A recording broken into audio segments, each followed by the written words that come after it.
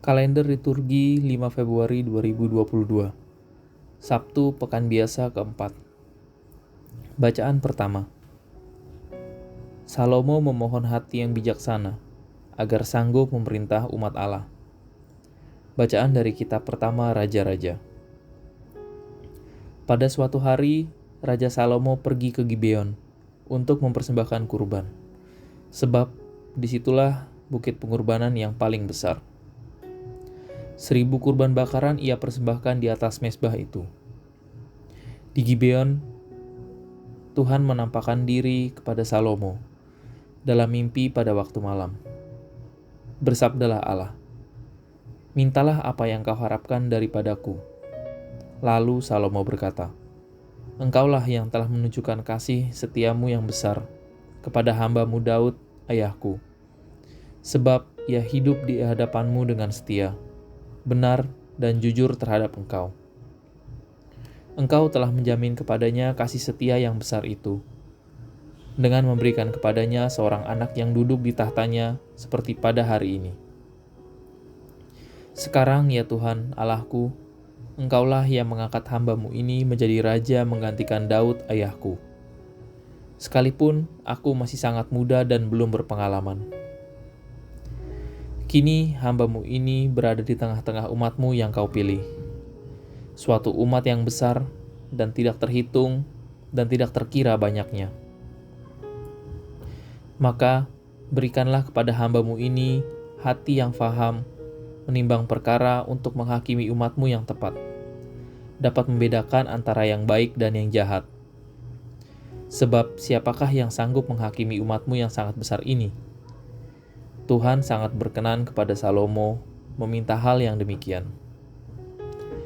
Jadi bersabdalah Allah kepada Salomo, "Oleh karena engkau telah meminta hal yang demikian dan tidak meminta umur panjang atau kekayaan atau nyawa musuhmu, melainkan pengertian untuk memutuskan hukum, maka aku melakukan sesuai dengan permintaanmu.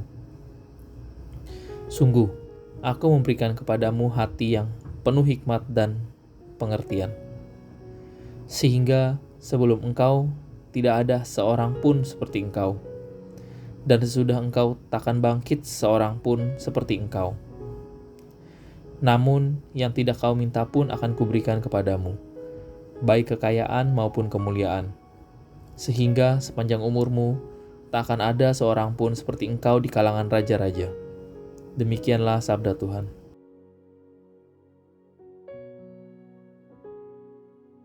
Bacaan Injil. Bacaan Injil diambil dari Injil Markus bab 6 ayat 30 sampai dengan 34. Mereka itu bagaikan domba-domba tak bergembala. Inilah Injil suci menurut Markus. Pada waktu itu, Yesus mengutus murid-muridnya mewartakan Injil.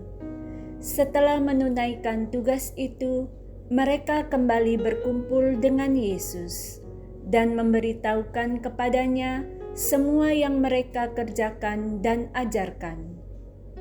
Lalu Yesus berkata kepada mereka, "Marilah ke tempat yang sunyi, supaya kita sendirian dan beristirahatlah sejenak."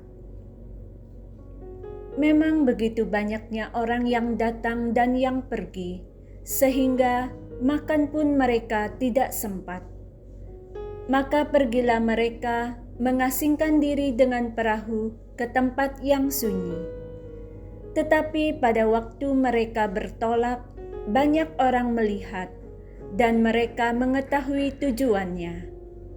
Dengan mengambil jalan darat, segeralah datang orang dari semua kota ke tempat itu, dan mereka malah mendahului Yesus. Ketika mendarat, Yesus melihat jumlah orang yang begitu banyak, maka tergeraklah hatinya oleh belas kasihan kepada mereka, karena mereka seperti domba yang tidak mempunyai gembala. Lalu mulailah Yesus mengajarkan banyak hal kepada mereka.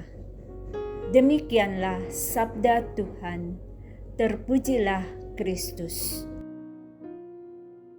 Renungan diambil dari buku Ziarah Batin. Yesus menyimak dengan sungguh cerita para muridnya yang pulang dari kerasulan mewartakan Injil. Para murid sangat antusias. Yesus tidak berkomentar banyak, selain mengajak mereka untuk mencari tempat yang sunyi supaya bisa beristirahat sejenak.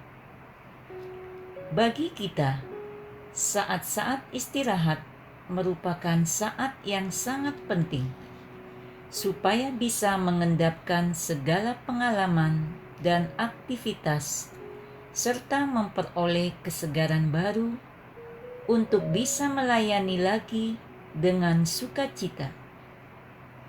Saat hening juga merupakan kesempatan untuk menimba kebijaksanaan sehingga bisa memutuskan mana yang baik dan mana yang jahat.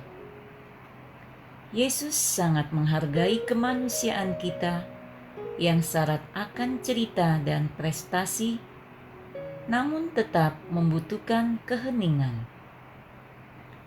Hal lain yang diajarkan oleh Yesus kepada para muridnya ialah, meskipun dalam keadaan yang sangat lelah, janganlah menjadi pribadi yang kaku, yang tidak mau diganggu atau direpotkan.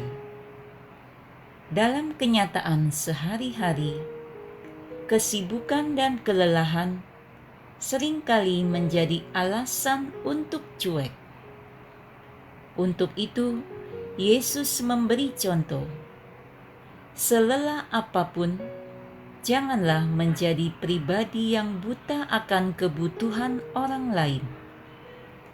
Janganlah membekukan perasaan dan hati kita dengan alasan lelah, sehingga tidak lagi tergerak untuk menyalurkan rahmat Tuhan yang dipercayakan kepada kita.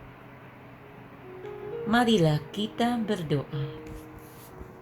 Ya Tuhan, meskipun dalam keadaan lelah, buatlah kami tetap mampu melayani sesama seperti Yesus Guru kami.